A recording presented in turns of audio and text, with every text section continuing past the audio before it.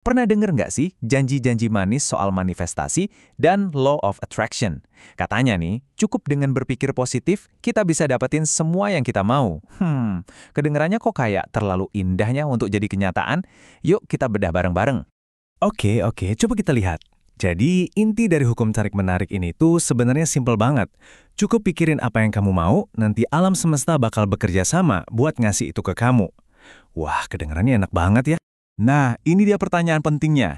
Gimana kalau ternyata semua visualisasi positif itu bukannya bikin kita maju, malah bikin kita jalan di tempat? Yuk kita gali lebih dalam lagi. Jadi, sebelum kita bongkar kenapa konsep ini bisa jadi bumerang, kita perlu paham dulu nih, kenapa sih kok ini menarik banget? Kenapa gagasan cuma ngebayangin kesuksesan aja udah cukup itu rasanya kok meyakinkan banget ya? Gini deh, sederhananya. Kalau kamu percaya cuma dengan ngebayangin jadi kaya, rekening kamu bakal nambah sendiri. Itu bukan spiritualitas, itu namanya delusi. Itu cuma jalan pintas yang enak buat menghindar dari kerja keras dan pemikiran kritis yang sebenarnya dibutuhin. Nah, disinilah letak bahayanya dari sekedar melamun. Secara psikologis, ini ngejebak kita dalam sesuatu yang disebut perangkap kepuasan semu. Dan ini inti masalahnya. Jadi, poin paling pentingnya tuh begini. Otak kita itu anehnya nggak bisa bedain antara kemenangan beneran sama kemenangan yang cuma ada di bayangan. Pas kita ngelamun soal sukses, otak kita langsung ngeluarin hormon seneng seolah-olah kita udah berhasil.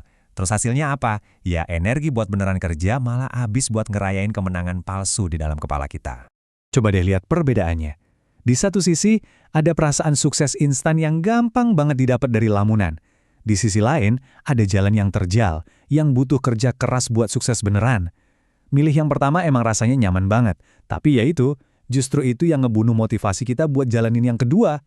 Oke, jadi kalau visualisasi berlebihan itu bahaya, terus gimana dong sama momen-momen kebetulan yang rasanya kayak magis banget? Ternyata, itu bukan sihir dari alam semesta loh. Itu semua soal cara kerja filter di otak kita, dan sains bisa jelasin semuanya. Kalau dari kacamata ilmiah, hukum tarik-menarik ini nggak bisa dipertanggungjawabkan sama sekali. Klaimnya itu nggak bisa diuji. Mirip kayak kita bilang, langit warnanya biru, soalnya aku mikirin warna biru. Cuma, karena dua hal terjadi berurutan, bukan berarti yang satu nyebabin yang lain kan? Makanya, sains nggak nganggep ini serius. Jadi, kalau bukan sihir, terus apa dong? Nah, penjelasan ilmiah yang sebenarnya buat fenomena ini namanya selective attention atau perhatian selektif. Kutipan ini benar-benar ngerangkum semuanya. Peluang itu mungkin dari dulu udah ada aja di sekitar kamu. Kamu cuma nggak sadar, sampai akhirnya otak kamu dikasih perintah buat mulai nyariin itu. Gini cara kerjanya, kita sebut aja teori mobil merah. Pas kamu mutusin buat fokus sama mobil merah, kamu tuh bukan secara ajaib narik mobil-mobil itu. Kamu cuma ngasih perintah ke filter di otakmu buat berhenti ngabain mereka. Dari jutaan informasi di sekitar kita, otakmu sekarang tahu, oke, mobil merah itu penting. Simpel kan? Oke, kita udah tahu apa yang nggak efektif. Sekarang, gimana dong cara yang benar? Jawabannya ada di pemahaman kita soal perbedaan penting antara bahan bakar dan setir mobil.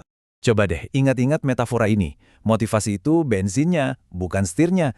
Motivasi itu penting banget buat mulai jalan. Tapi tanpa arah yang jelas, kamu cuma bakal ngebuang-buang bensin tanpa pergi kemana-mana. Keduanya ini super penting, tapi perannya beda banget. Motivasi itu apinya, yang ngasih kamu energi. Strategi itu peta dan kemudinya, yang ngasih kamu arah. Punya api semangat tapi nggak punya peta, kamu bakal nyasar. Punya peta yang sempurna tapi apinya padam, ya kamu nggak akan pernah gerak dari tempatmu. Ujung-ujungnya, semua kembali ke aksi. Pencapaian yang beneran itu datangnya dari perencanaan yang terukur dan eksekusi yang disiplin. Getaran positif mungkin bisa bantu kamu mulai. Tapi cuma kerja keras dan strategi cerdaslah yang bakal bawa kamu sampai ke garis finish. Sekarang, yuk kita hadapi satu pertanyaan yang agak sulit. Sebuah refleksi yang mungkin rasanya kurang nyaman, tapi justru ini penting banget buat kemajuan kita semua. Ada satu risiko yang gede banget kalau kita terlalu bergantung sama hukum tarik-menarik ini. Kita bisa tanpa sadar menciptakan mentalitas menyalahkan korban. Jadi kalau kita gagal, kita mikirnya bukan karena strategi kita yang salah, tapi karena pikiran kita kurang positif. Ini bahaya banget loh. Jadi kesimpulannya gini, kekuatan pikiran itu nyata, beneran ada. Tapi cara kerjanya itu bukan lewat getaran ke alam semesta. Kekuatan pikiran itu bekerja pas kamu gunain buat bikin rencana, buat ngasih perintah ke badan kamu biar gerak, dan buat mecahin masalah secara logis. Dan inilah pertanyaan terakhir buat kamu renungkan. Apakah kamu beneran optimis sambil terus membangun strategi? Atau kamu cuma lagi sembunyi di balik tameng manifestasi buat nutupin rasa takut untuk beneran mulai bekerja? Coba deh, jawab jujur.